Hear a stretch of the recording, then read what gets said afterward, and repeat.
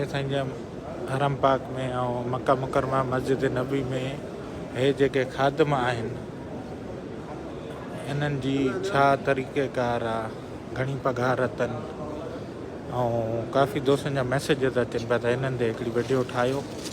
हिकिड़े दोस्त खां पुछा कई आहे, उन इंफॉर्मेशन शेयर कई आहे, अचो त उहा तव्हांखे सॼी ॿुधायां था। ऐं मके मदीने ॿिन्हिनि में छा तरीक़ेकार आहे, कीअं आहे, उन सॼे जी डिटेल तव्हां सां हिन वीडियो में शेयर कयूं था। उन खां अॻु में शेयर थी वञे बाबा, महिरबानी। अस्सलाम वालेकुम दोस्तो, उम्मीद आहे तव्हां ठीकु ठाक ख़ैरियत सां हूंदव। अल्हम्दुलिल्लाह साईं मदीना मुनव्वर में मौजूदु आहियूं ऐं हे साईं बाबुल सलाम जाथो एंटर थींदा आहिनि रोज़े मुबारक ते साईं सलाम भरण जे लाइ। ऐं उनजी भिक में ई गेट अल सिद्दीक़ हज़रत अबू बकर सिद्दीक़ जे नाले सां मनसूब आहे। ऐं काफ़ी दोस्तनि जा साईं सवाल अचनि पिया त हरमैन में हे जेके दोस्त कमु करनि था पिया, इन जी पघार घणी आहे ऐं छा सीन आहे, घणी देरि कमु कंदा आहिनि ऐं किथां किथां ईंदा आहिनि, कहिड़ा कहिड़ा आहिनि। त मां उन जे बारे में दोस्तनि खे ॿुधाईंदो हलां।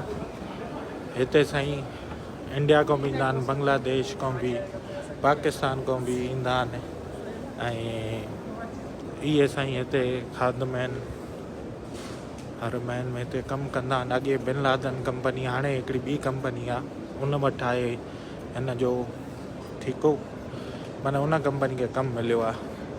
हज़ारे लखे आहिनि साईं हिते।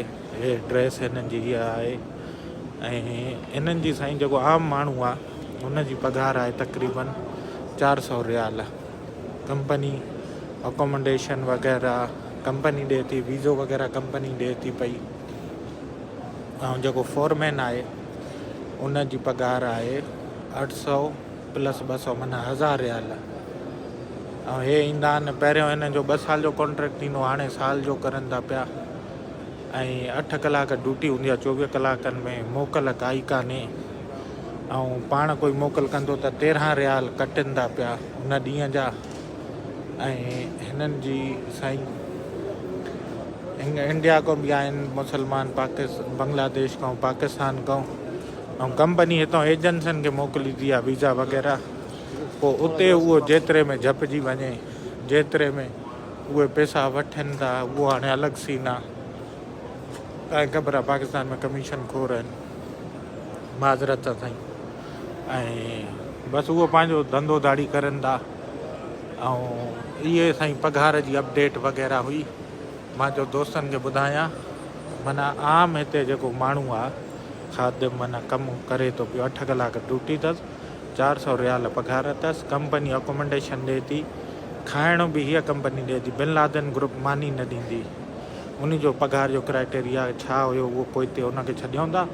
अॼुकल्ह जेको आहे उहो मां तव्हांखे ॿुधायां थो। हिन वक़्तु साईं अल्हम्दुलिल्लाह असां रोज़े मुबारक जे साम्हूं आहियूं।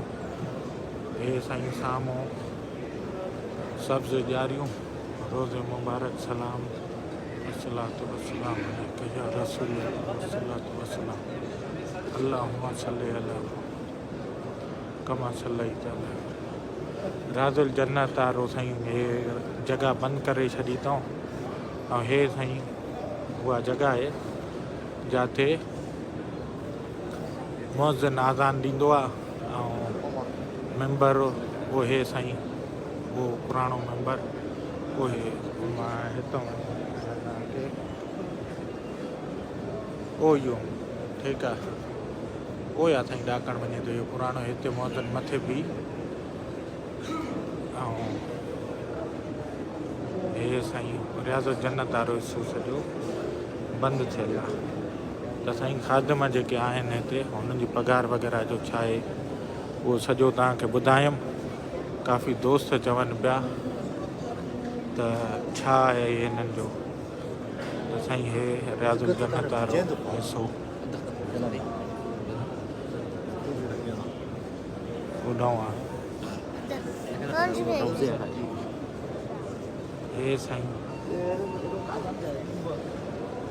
रोज़ा रसूल जे साम्हूं